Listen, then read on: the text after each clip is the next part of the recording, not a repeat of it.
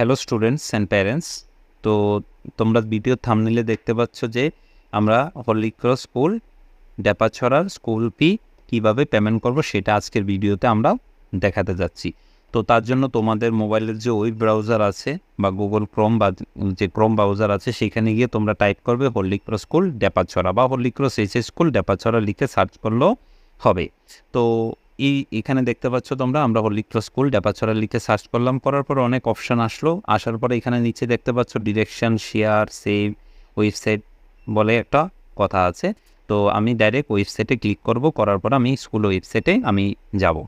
তো দেখতে পাচ্ছ এখানে স্কুল ওয়েবসাইটে চলে এসেছি। আমাদের এই ওয়েবসাইটটা ডেভেলপমেন্টের কাজ চলছে। ইন ফিউচারে এই ওয়েবসাইটের মাধ্যমে হয়তো তোমাদের নিউ অ্যাডমিশন রিঅ্যাডমিশন হতে পারে নেক্সট ইয়ার থেকে। তো এটা এখন আলোচনা চলছে, এটা ভবিষ্যতে তোমাদেরকে জানিয়ে দেওয়া হবে।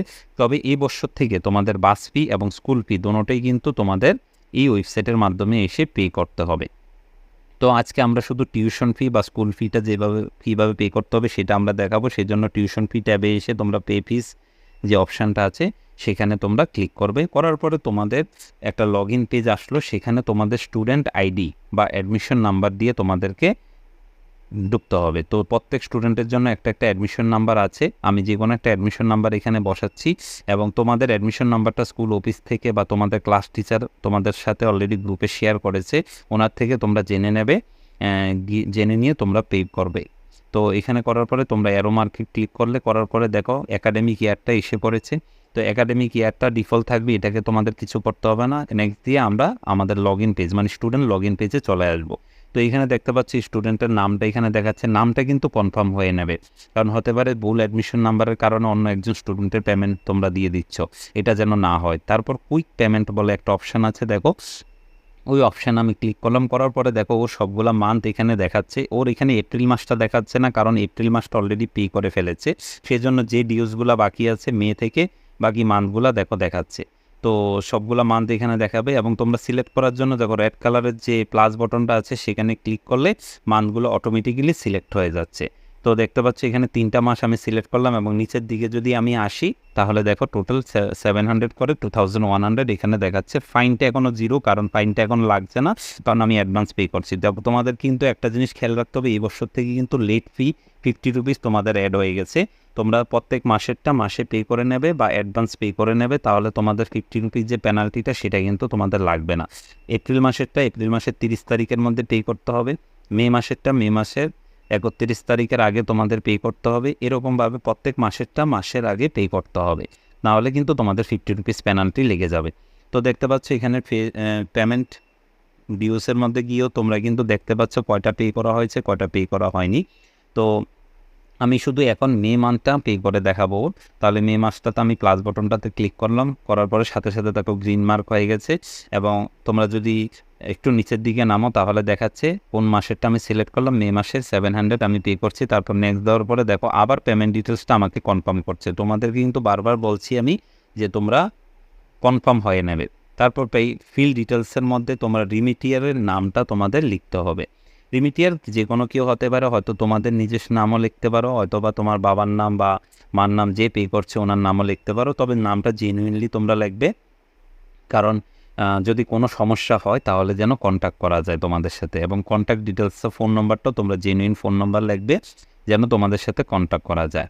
তারপর চুজ ইওর পেমেন্ট অপশানের মধ্যে গিয়ে আমি রেজার্ভে যে মোডটাতে আমরা মানে সিলেক্ট করব পে করার জন্য, তো সিলেক্ট করে পে নাও অপশান আমি ক্লিক করলাম।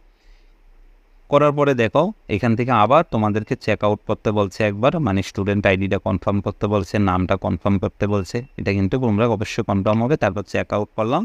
করার পরে এখানে বিভিন্ন পেমেন্ট মোড চলে এসছে। দেখো আমি ইউপিআই মোডের মাধ্যমে দিতে পারি, PhonePe, Google pay, card, net banking সমস্ত সিস্টেমে আমি পে করতে পারি। খুব সুন্দর একটা সিস্টেম। তো সবচেয়ে পপুলার যে সিস্টেমটা আছে মানে যেটা চালু আছে, যেটা কম বেশি সবার মোবাইলেই থাকে, সেটা হলো ইউপিআই গুগল পে মোড। তো আমি গুগল পে মোডটাই সিলেক্ট করলাম, কারণ এটাই ম্যাক্সিমাম প্যারেন্টসরা সিলেক্ট করবে বলে আমি মনে করছি। তো করার পর আমি পেমেন্ট পেজের মধ্যে দেওয়ার পরে দেখো ফিজ ব্যাকআপটা আবার দেখাচ্ছে, আমি কন্টিনিউ দেবো। দেওয়ার পরে আমার মোবাইলের যে গুগল পে অপশান মানে গুগল পে আছে সেটা অটোমেটিক্যালি খুলে যাবে। খুলে যাওয়ার পরে ওখানে আমি আমার পিন নাম্বার দিয়ে ইউপিআই পিন নাম্বার দিয়ে আমি পেমেন্টটাকে সাকসেস করে নেব। তোমরা দেখতে পাচ্ছ এবং খুবই সুন্দর সিস্টেম। আমি বারবার বলছি কেন, কারণ বিগত দিনগুলোতে আমাদের প্যারেন্টসদেরকে অনেক হয়রানি হতে হয়েছিল একটা নির্দিষ্ট সময় বের করে ব্যাংকের লাইনে দাঁড়িয়ে অথবা স্কুলের কাউন্টারে এসে পে করতে হতো। তো সমস্ত সমস্যা সমাধানের জন্য এই সিস্টেমটা চালু করা হয়েছে, খুবই সুন্দর সিস্টেম।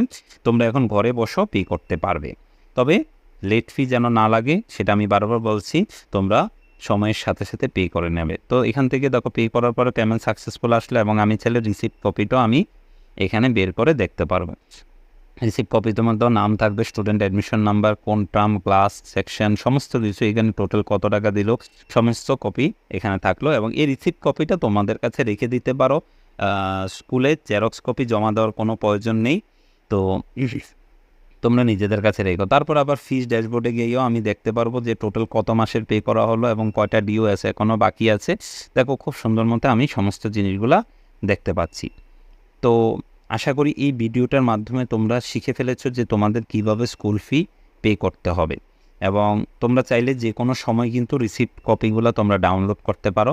যদি ইনকেস ভবিষ্যতে তোমাদের থেকে চাওয়া হয় স্কুল থেকে যে তোমাদের রিসিপ্ট কপি জমা দেওয়ার জন্য, তাহলে তোমরা এখান থেকে ডাউনলোড করে জমা দিয়ে দিতে পারবে।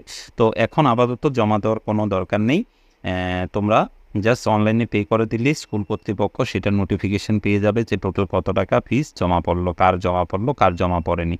তো আশা করি এই ভিডিওটার মাধ্যমে তোমরা পুরো পেমেন্ট সিস্টেমটা বুঝতে পেরেছ এবং তোমরা অন্যদেরকে শেয়ার করবে এবং অন্যদেরকে শিখাবে। So thank you so much, thank you.